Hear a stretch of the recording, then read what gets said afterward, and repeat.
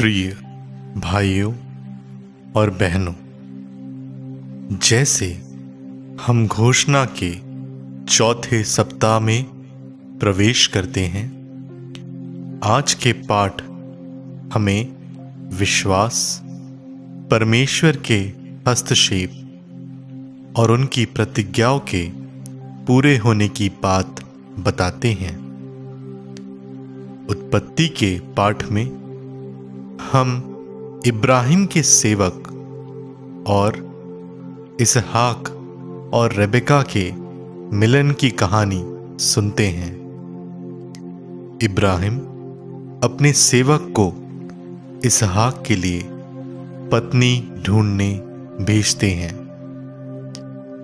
और एक एक करके घटनाएं घटित होती हैं, जिससे रेबेका का चयन होता है।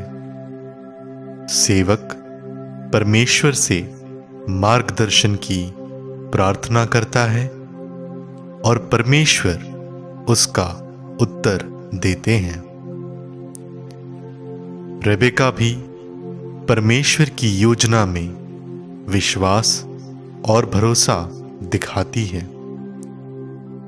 वह अपने परिवार को छोड़कर अनजान भविष्य की ओर इसहाक के साथ यात्रा पर चलने के लिए तैयार हो जाती है।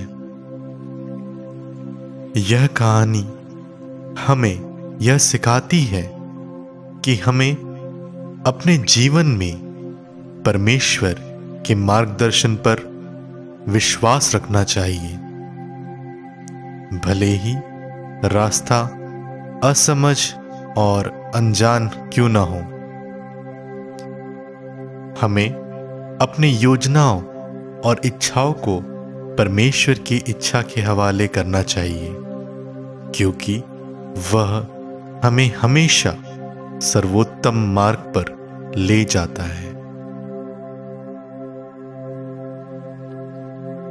पहले शमूएल में हम हन्ना की कहानी सुनते हैं, जो एक ऐसी महिला थी जो संतान के लिए तरस रही थी, लेकिन वह संतान नहीं पा रही थी।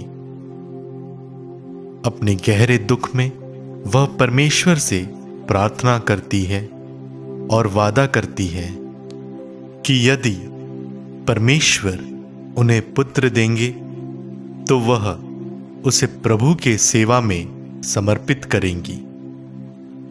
परमेश्वर उनकी प्रार्थना सुनते हैं और हन्ना एक पुत्र शमूएल को जन्म देती है। हन्ना अपने वचन के अनुसार शमूएल को मंदिर में ले जाती है ताकि वह हमेशा प्रभु की सेवा करे। हन्ना की कहानी विश्वास और आभार की है। उन्होंने परमेश्वर के समय पर विश्वास किया और अपने वादे को पूरा किया। यह हमें यह सिखाती है कि हमें भी परमेश्वर की योजना पर विश्वास रखना चाहिए, और जब हमें उनका आशीर्वाद मिले तो हमें उसका आभार व्यक्त करना चाहिए। हन्ना का धन्यवाद गीत यह भी याद दिलाता है कि हमें परमेश्वर की आशीर्वादों को पहचानने और उनका आभार व्यक्त करने की आवश्यकता है, चाहे हम उनकी प्रतिज्ञाओं को पूरी तरह से देख ना पा रहे हो। एफेसियों के नाम पत्र में संत पौलुस विश्वासियों को यह समझाते हैं कि वे प्रकाश के संत बने, अंधकार से दूर रहे और परमेश्वर को प्रसन्न करने वाली जीवन शैली अपनाएं। वे कहते हैं कि हमें अपनी जिंदगी में समझदारी से निर्णय लेना चाहिए और पवित्र आत्मा से भरकर जीना चाहिए। वे यह भी याद दिलाते हैं कि हमें हर स्थिति में परमेश्वर का धन्यवाद करना चाहिए और एक दूसरे के प्रति विनम्र और सेवा भाव से रहना चाहिए। संत पौलुस के शब्द हमें हमारे जीवन को आत्म मूल्यांकन करने और यह समझने के लिए प्रेरित करते हैं कि हमें अपनी जिंदगी में कहाँ अंधकार में चल रहे हैं और हमें परमेश्वर के प्रकाश को अपने जीवन में स्वीकार करना चाहिए।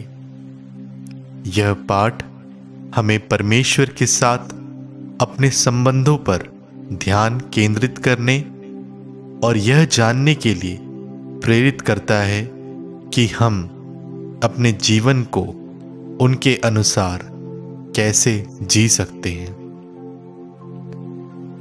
अंत में मत्ती के सुसमाचार में हम यूसुफ की कहानी पढ़ते हैं, जो पहले यह जानकर कि मरियम गर्भवती है उसे चुपचाप तलाक देने का सोचते हैं ताकि वह उसे शर्मिंदा ना करे। लेकिन एक देवदूत उसे स्वप्न में दिखाई देता है और बताता है कि यह बच्चा पवित्र आत्मा से है और उसे मरियम को अपनी पत्नी के रूप में स्वीकार करना चाहिए। यूसुफ देवदूत की बातों को मानते हुए पूरी श्रद्धा से परमेश्वर की योजना को स्वीकार कर लेते हैं। वे प्रश्न नहीं करते, ना ही हिचकते हैं, बल्कि विश्वास और समर्पण के साथ परमेश्वर की इच्छा का पालन करते हैं। यूसुफ की यह श्रद्धा हमें यह सिखाती है कि जब परमेश्वर हमें अपनी योजना दिखाते हैं तो हमें विश्वास और समर्पण के साथ उसका पालन करना चाहिए, भले ही हमें पूरी तरह से उसकी योजना समझ में ना आए।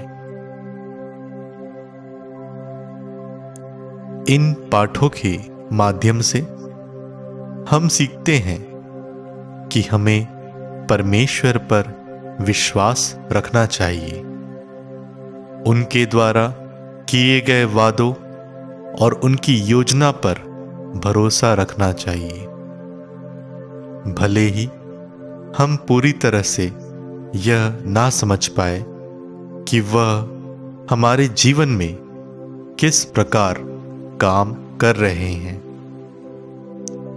रेबेका, हन्ना और यूसुफ की तरह हमें भी परमेश्वर की इच्छा के अनुसार अपने जीवन को जीने की आवश्यकता है। हमें उनकी योजना पर विश्वास करना चाहिए और यह जानना चाहिए कि वह हमें हर कदम पर सही मार्गदर्शन देंगे।